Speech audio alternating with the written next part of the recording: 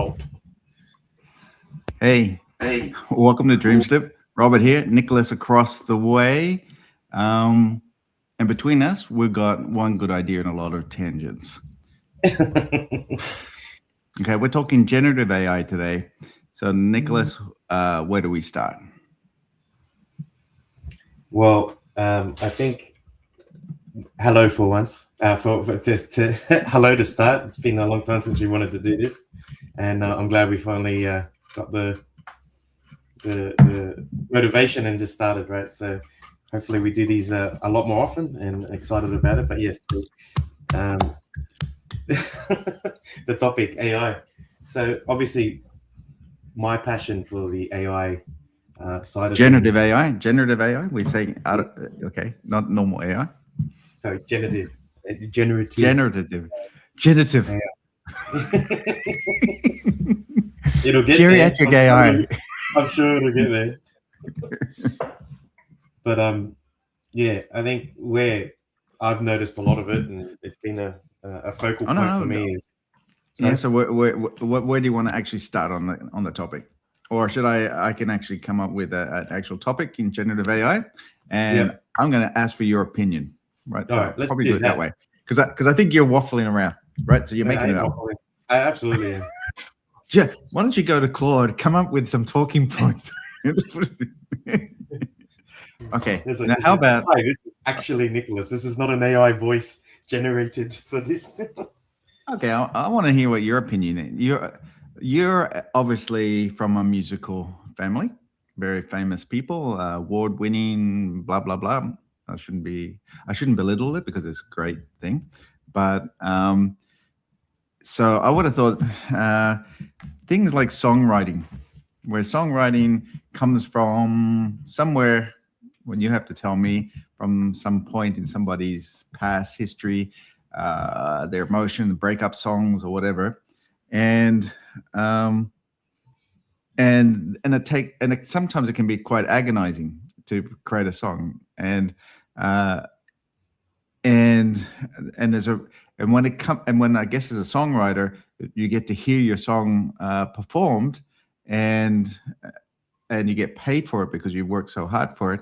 It must be a good feeling, I would assume. I've never made money from songwriting, and now, well, actually, I'll step back. I actually have made money from songwriting using generative AI, and which took me a couple of prompts to say, make me a sad breakup song. I put it on Spotify, and Spotify, I had 1 million listeners. I make whatever, a couple of cents off that.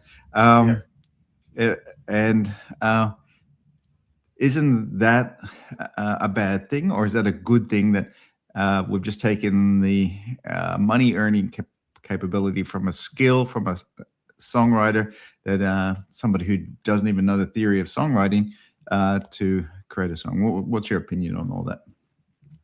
I believe it has a place in certain areas, like for instance, the songwriter. So for instance, my father Brian, he writes amazing songs. He can do them very, very quickly. Alan, like you mentioned, Alan's got over 800 songs that have been written and published by him, right? So they know how to write songs. The hardest bit for someone like my father, for instance, I used to see him, he used to just have to do it on this little piano thing that he had, and trying to get the sound and so on, and understand what it would sound like if it had drums in the background and so on. So trying to get that knowledge base. So he writes the wording and then tries to fill the music to the words. What I think AI does amazingly is for examples of it, right? So if you were to input the song that you've actually written, the lyrics that you've actually written, which have, I don't know about you, but I find that if you go into chat or Claude or whatever and you ask for song lyrics, it's quite primitive unless you really, refine them and so on. But when you have a person that writes, this is my opinion, right? You asked for it. A songwriter can write it with a lot more feeling because they've had that heartbreak, like you said, or they've had that, whatever it is. I just believe they write them better. You put in those words, and then you get examples of a country version or a R&B version or a dance version and things. So you can actually see it fruition, but I don't believe that song should then be released to make money. I think it's used as a demo or something to then uh, build off. Get a real singer, get a real guitarist, get a real drummer, and so on. Which is something that I'm passionate about. To not Because I think if we let it monopolize it, then no one will ever pick up a guitar or a piano or whatever, because AI will just do it, and it'll do it in 5 seconds and do it for free, right? But that's just my thinking based on the question you just asked me now. It might change, and I'm sure it will change as we go along. But at the moment, I feel it's a good tool for examples, like doing examples of your songs. But then you can build off it with real people. Okay. I think, just sort of other couple of things that you said there. You said that AI doesn't write very good lyrics. I would say I would contest that. Okay. I think your example of your experience has been that, but I think there's the lyrics are actually quite brilliant now in a lot of the models that are out there. I refer to, let's say, music creation systems like Sunos and stuff like that. Their models are great, what they use. I think it's very hard to tell the difference between a breakup song, particularly a country and western one. My dog had died and lost my job, and my pickup truck is run out of gas. Those kind of songs it writes really well. But the example that you said there, that you shouldn't publish that, is really a strange thing to say, because that's your opinion. They shouldn't, but you can't enforce it. So which means that with AI, then it's obviously going to be, everybody's going to be using it. Now, your examples that you sort of described was how I was, because I was a musician, and my only way that I earned money was playing music. So I was a trombonist in 3 or 4 bands, right? And I would work, 7 days a week, and to afford, I don't know, the groceries. And I worked in Canberra, a club that was called the Ainsley Footy Club and the Canberra Club. And the Canberra, and one evening I was at and it was Curtin. And I went to Curtin, it was a hotel, and one of the evenings that we went there, and it was just sort of the start of the DJs. Okay, this is the 1980s. And so they came out with the records and stuff. And so it was one person with a record set playing a record and just swapping the thing, the music, right? And he just made it go quick, a couple of times, and that was his creativity, right? And I just thought, this is so stupid. I said, we had a band of 5 to 6 people depending on the night. It was R&B and ska, and this one person with a kit goes quick, and he earns the exact same amount of money as we did in performance. And eventually we were asked not to come back, because the DJ would be doing, because the DJ can get people dancing, and then the audience was quite happy about it, right? And so the same thing happened in the 80s, where you said, okay, DJing is killing the music industry, but they're writing songs on the fly, but they're using other people's music. They were just just repurposing their music, which I said, well, that's not different than what AI is doing now. So it was okay back then, and actually became a whole big industry, DJing, right? And so everybody has a DJ at their wedding, now, right? They don't have live, well, unless you're wealthy enough, right? So I don't know. So I think based on what you just said then, Rob, you made me think very, very different, which I like. You always do that to me whenever we have a conversation. You give that other perspective, and I think, I didn't even think of that. Realistically, it should be allowed. The audience will dictate whether they choose to listen to real music made by real people with real instruments, or AI stuff, which sounds a certain way that they may enjoy just as much, right? It's just another category to add on. It's like, at the moment there's Coke and there's Pepsi. and then someone comes in with a different drink, and it's like, well, it's a choice, right? It might overtake, it might not, whatever. But this is just a different way of doing. Like you said, you can DJ and then real bands at pubs, and then you got the karaoke thing, right? So people might not want to listen to anybody; they might want to listen to amateurs sing over the top of songs, right? Yeah, So it's, but karaoke is different because karaoke is real singer, so it's not. That's right. So it's and usually with karaoke they pay the license to use that music, right? But not DJing. People just throw on there. It's their mixes, It's only becomes a problem if they make a record out and distribute it. But for live performances, it's sort of like a normal. They don't have to pay for that. Yeah. The other thing with what you're saying, what the audience, it's about the audience, not about the performance or the creativity. Okay, it's interesting because the number one song in Australia is AI generated.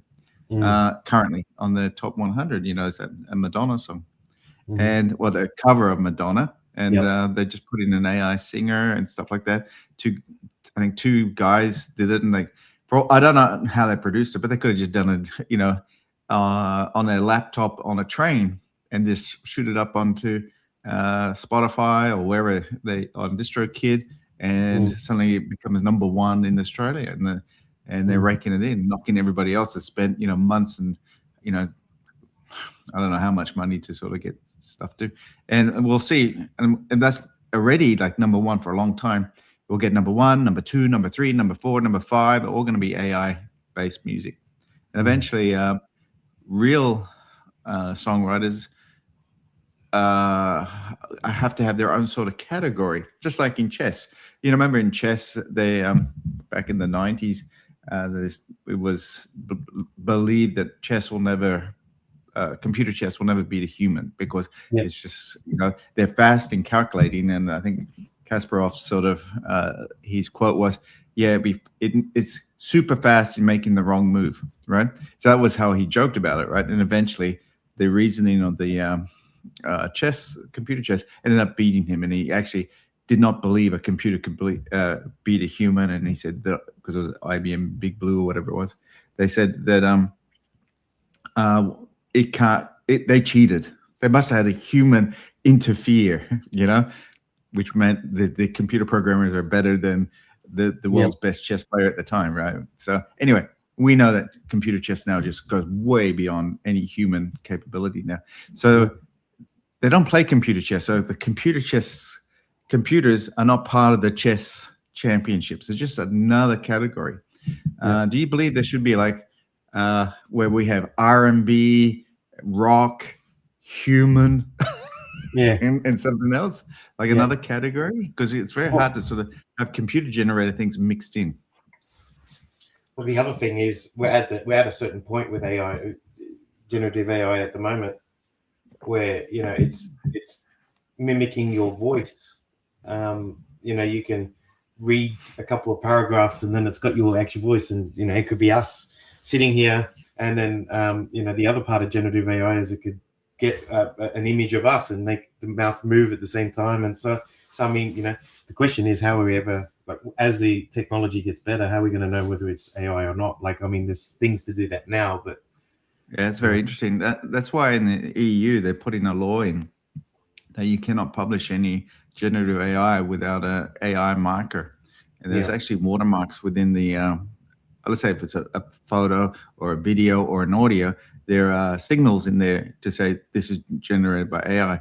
So if you are like 11 Labs that does audio, or you're Sunos or whatever, they're now, by law, and I can't remember the law, maybe next podcast I'll bring it up, they have to put that signal in there. So a distributor or publisher like Spotify or YouTube or YouTube Music or Apple Music, they can see or hear that signal and say, oh, this is actually artificially generated. They have to put the notice on the thing, so you are listening to an artificially generated piece of music.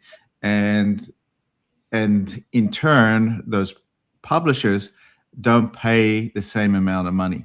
So they should pay a discounted amount, or There's it's discounted back to the author, right? Who generated the AI.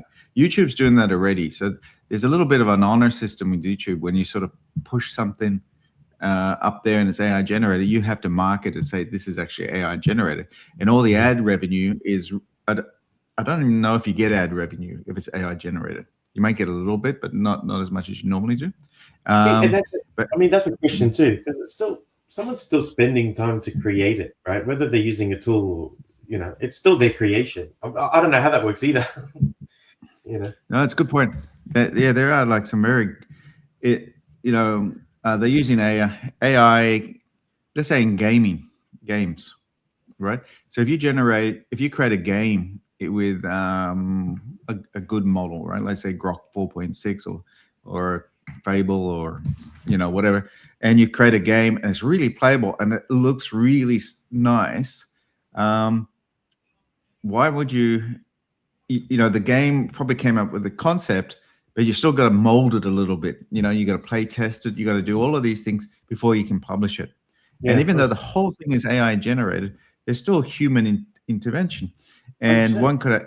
one could argue that, all right, in the old days, this is the example that you had, right? In the old days, you used punch cards to program anything. And when they started having keyboards and you had a programming language that you could actually type, that's cheating because we used to use punch cards. This is before my day, okay, punch cards, so I'm not that old. But and then you started getting 3D editors, and so, we had to do everything with code. Now you can graphically do, so it's an evolution of tools to produce your art. And I think you're right, but songs are slightly different because the technology to produce a 3-minute song with the music and and all the ambience of that song is just a prompt, and you don't need to fix it. You don't have to edit it. You don't have to do all that. It does it itself. Whereas a game is a little bit more complicated. Or a movie. If you make a movie, I don't think there's any short story that's more than, let's say, 10 minutes that doesn't look, to me anyway, at this stage in 2026, that looks a bit wonky as AI. You can just tell it's AI, without a lot of work. You have to really, you might as well have, it's cheaper to get, in terms of token use, to get real actors in, and get the lighting done. It's like, what they say with practical effects is a lot cheaper than CGI back in the 90s. But that's where we're at now. But maybe later you can create an entire movie with one prompt, and it's exactly what you want because it's contextually about your life, particularly if you're using chatbots that you talk to as assistants. You say, can you look at my calendar, do whatever? Or can you make me a movie? And I'll know everything about you, but make me a movie that I like, and again, I'll create you a story that you like. I think that we're only a couple of years away from that. Yeah, Netflix and all them weren't like that. Because you can no. That's right. That's the next evolution. Like Netflix and stuff killed Blockbuster and DVDs and stuff. AI generated movies is good, and then you can have a family TV series that have you in it. Yeah.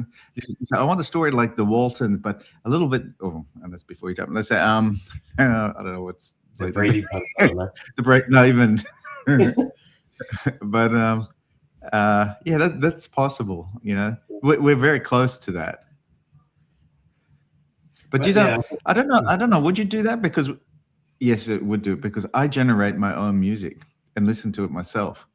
Yeah. I love doing it. We've got hundreds of songs that we do. But again, I have some. Yeah. Sorry, go. No, you're right. You go. Yeah, I enjoy it. Brian even enjoys doing it. Making songs and so on. It's like it allows for you to be a little bit more, it's actually creating creative people.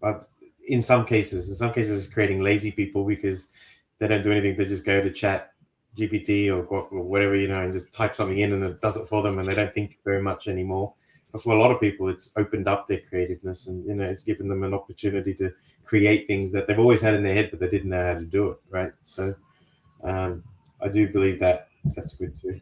But yeah, I don't know, but I do think that the generative AI stuff on Facebook and TikToks and YouTubes and stuff is very um, worrying, to be honest, because you're watching something, you're like, is that real? Is that not real? Like, what is that? Like alligator eating an elephant? You know what I mean? Like, it's just it's been generated, but you don't know until the end where you see the elephant turn like upside down and inside out, and you're like, oh yeah, that's AI, right? Because they didn't get it perfect.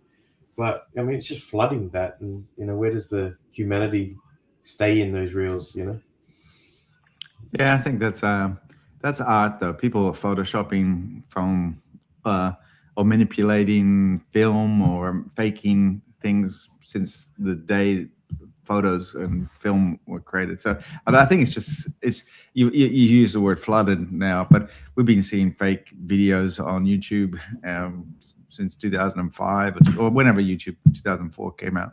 So yeah, that's there. It's just easy for us to detect it now with AI. Yeah. And yeah, I don't think that's really the problem. The real problem is, I think it is an evolution. I think the problem is it's going to make people more insular. The problem with, let's say, generative AI, you have the concept of, chatbots, Yeah. what they call companion AI. And I know in China they banned it for this reason, right? But companion AI is where you talk and you make friends with them and they become your friends. One of the problems with that is you become insular and you don't actually communicate with real people. You find it much easier to talk to AI. But one of the purposes of these companion AIs were originally to get you to express yourself, where you can't express or you can be so shy you can't express to another human being, but you can express to a computer, and the computer knows all about you. And I was going to say computer, I mean the AI knows all about you.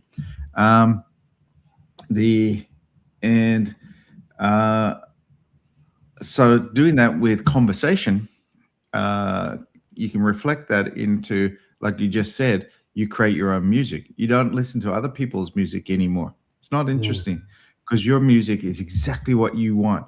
And if it's like any other AI, this is the problem with addiction, it sort of deliberately gets to your preferences much better than an external source can. So you will seek out the same, like you do with a companion AI. What the problem with that? You're seeking out the same conversation, and it knows your wants and likes, and reinforces some behavior that you have, and that's the danger. The music does the same thing. It reinforces your what do you call it? Your genre that you like. Which is, you might like rockabilly, and there's only so many rockabilly songs in the world. But when it's generative AI, it's infinite, and you'll always be stuck in this rockabilly genre. And the same with film. So the evolution, sorry, I'm being a little bit philosophical. It's like we said, the streaming services are going to die, and you're going to have individuals, they're going to be stuck even more on their phone watching long form videos, like they're listening to long form music. Because I'm one of those addictive persons. I write classical music using AI because there are certain styles that don't exist. Because I really like the format of the dubstep with the drop, with the heavy Beethoven, but the complexity of Mozart, right? And I can put that in, and I get this song, and I said, "Wow, this is so good," right? And then I just said, "Can you give me the same thing, but can you make it a little bit more like an adagio, so it's a little sadder, because I feel sad, right?" It does a perfect adagio, and I am so stuck there. I'm not going to listen to Beethoven. It's so primitive. Mozart. Was he? Did he even know how to write music? So I'm the genius who wrote all this. So he played piano when he was 7. Who cares? Who cares? It's a little brat. Yeah. It's amazing what happened when Mummy and Daddy got money. Yeah.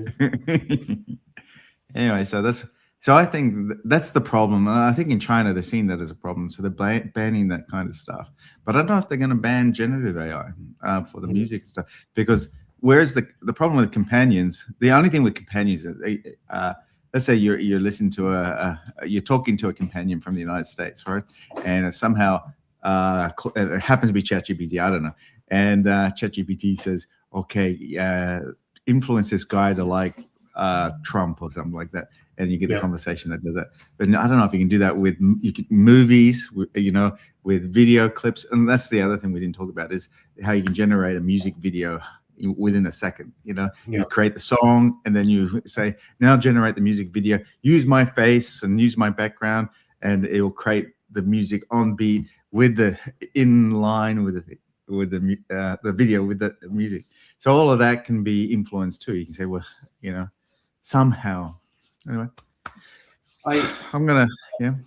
I'm just worried. Like anything, if it's like the recipe, your grandma's famous cheesecake recipe or apple pie, right? If it's not passed down and passed down and passed down, it eventually dies with a generation, right? That's what I'm worried about with this is if there's no need to pick up the guitar and learn the guitar, there's no need to pick up the trombone or sit at a piano and play it. That part disappears, and when it disappears, it's extinct. Like once an animal's extinct, you can't bring it back, right? But we don't want to. You can with AI, yeah. Yeah, that's right. Yeah, that's right. And you can make it do what you want it to do. Yeah, that's a concern I do have, because like even you look at my son, he'll pick up the guitar and he loves the guitar. He just plays it and just mumbles and and hums and so on. And I love that and I encourage that. And then he was doing that for a solid, I don't know, few years. And then all of a sudden he picked up this thing one day and it does what he was doing, but with the press of a button. He hasn't touched the guitar since. It's sitting there getting dusty, Like, you should pick the guitar up. Oh no, look what I did on the computer, I just hope that doesn't happen, because that would be a shame, because it's a very good creative. That happened. That's very interesting, because that happened to me, because I was learning piano, and I had a Roland piano. I was about 20, and I was writing songs on that piano, right? And then the Apple Mac came out, and there was a music creation tool that you can create your notes on there. You could slowly put it on the piano and use the MIDI and create it, right? It's common today, but back then it was quite unusual, right? So I created songs on there, and then I edited on there, and then I realized people were sharing these MIDI files, and I would copy the MIDI files, and I would show my brother, my older brother, how I created all this, and he was really unimpressed. He said, "But the computer made the music. You didn't make the music. You didn't play the piano. You composed it using a computer, so it's not real, And I go, yeah, but it's still pretty cool, And that was, but like your example, then I said, why would I learn to play more piano when I can get the computer to do all of this stuff for? Because I'm learning the piano to compose, not to perform, but the computer is a much better performance.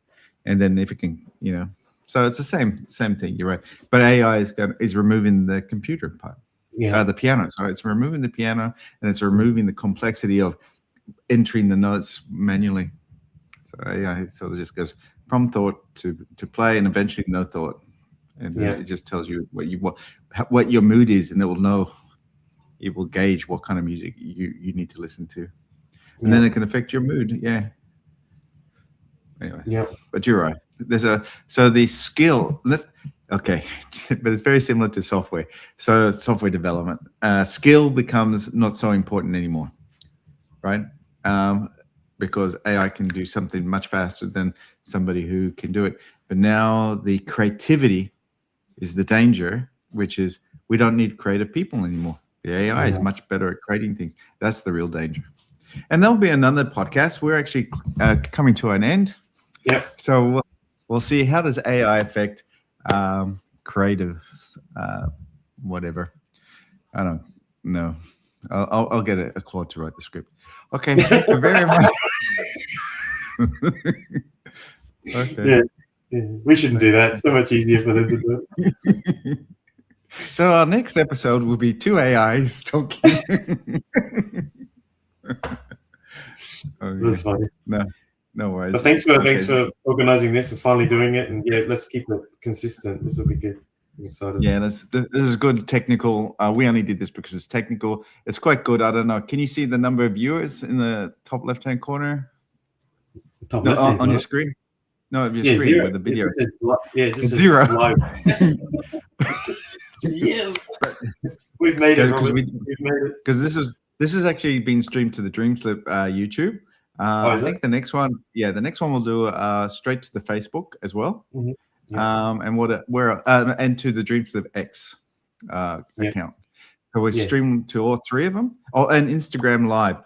Do you post stuff on DreamSlip Instagram? No, not at the moment. But we have all of them. We have DreamSlip, we have TikTok, we have everything. Every single different one. Okay, well, let's just stream to all of them live, and then because if you show on the right-hand side, you have a thing called comments. Yep. Actually, I'll end the stream now. So thank you. Goodbye, 0 people. See you.